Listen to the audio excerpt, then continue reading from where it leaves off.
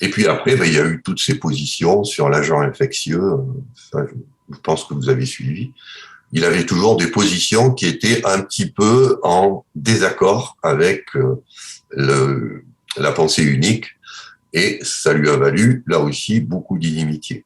Bon, voilà, je pense, les raisons qui ont fait qu'on a passé sous silence. Par contre, j'ai été très ému par le nombre de gens qui se sont retrouvés au Père-Lachaise pour lui rendre hommage, parce que là, on voyait bien qu'il était en fait très populaire, pas forcément dans son milieu d'origine, la science, mais auprès des gens simples, la population, quoi. C'était un homme du peuple. Et ça, moi, je trouvais que c'était un très bel hommage qu'on lui a rendu, le nombre de personnes qui sont allées à son enterrement.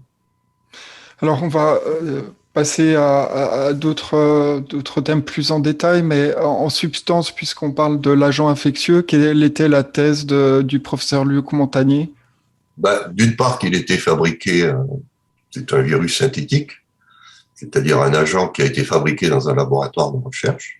Donc ça, je pense qu'aujourd'hui, à l'époque, quand il a sorti cette idée, tout le monde lui est tombé dessus, mais je pense qu'aujourd'hui, c'est une idée qui a fait son chemin. Effectivement, on a compris qu'il y avait des manipulations, qu'on était capable, grâce à ce fameux outil Cas9 CRISPR, de vraiment bidouiller l'ADN. On est capable de faire des choses très jolies, aussi bien pour soigner que pour faire des choses moins sympathiques, c'est-à-dire changer l'ADN d'une personne, ce qui peut avoir des conséquences énormes. On sait le faire aujourd'hui de façon très propre, ce qui n'était pas le cas il y a quelques années où on utilisait encore des canons à gènes pour modifier l'ADN. Là, avec le nouvel outil qui a été trouvé, on a vraiment quelque chose qui tient la route et qui permet donc de fabriquer des chimères donc, en laboratoire.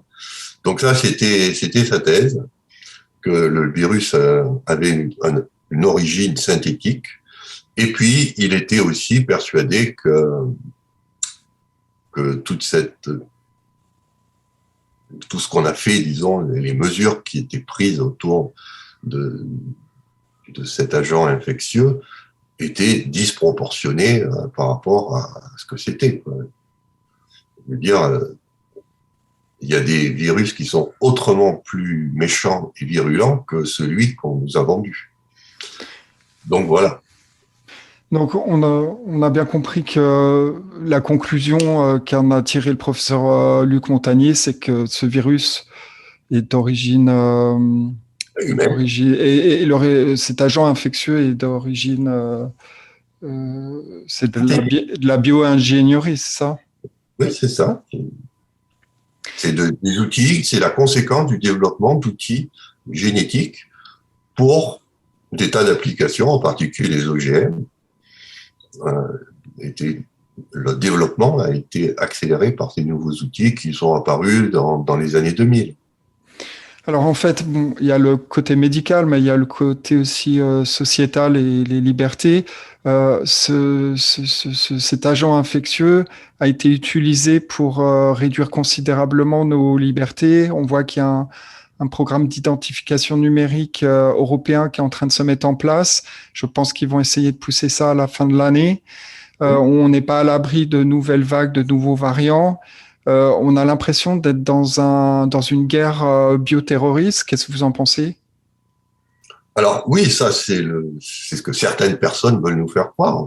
Moi, je suis scientifique, donc les problèmes politiques, c'est pas trop mon truc. Par contre, ce que je sais, c'est que les virus ont existé depuis que la vie existe. Donc, on a toujours vécu avec des virus, et même si on analyse ça froidement et scientifiquement, un virus est là pour faire évoluer les espèces.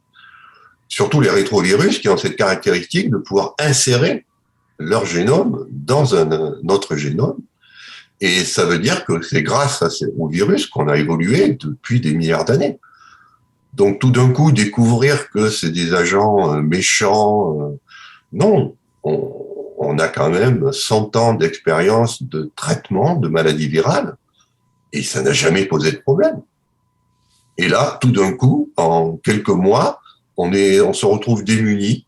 On nous explique qu'il faut prendre des mesures qui datent du Moyen-Âge, alors que normalement, on a une science qui devrait permettre de passer ces caps difficiles sans trop de problèmes.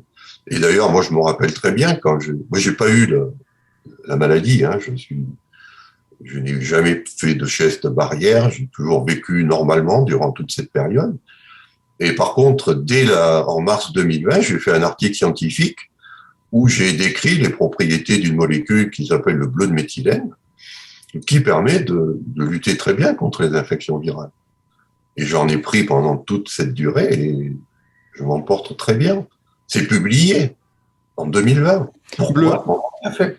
Bleu méthylène, c'est un produit qu'on trouve en pharmacie. C'est quoi exactement? Alors, on le trouvait en pharmacie il y a une dizaine d'années, et puis ça a été retiré, je ne sais toujours pas pourquoi, parce que c'est un produit qui est pas cher et très efficace. Donc, ça remet probablement en cause d'autres molécules beaucoup plus chères. Et par contre, c'est un produit qui est très utilisé dans l'armée. L'armée en fait des stocks parce que c'est le seul produit qui vous permet de survivre en cas d'attaque chimique. Vous savez, il y a des bombes on vaporise des aérosols chimiques.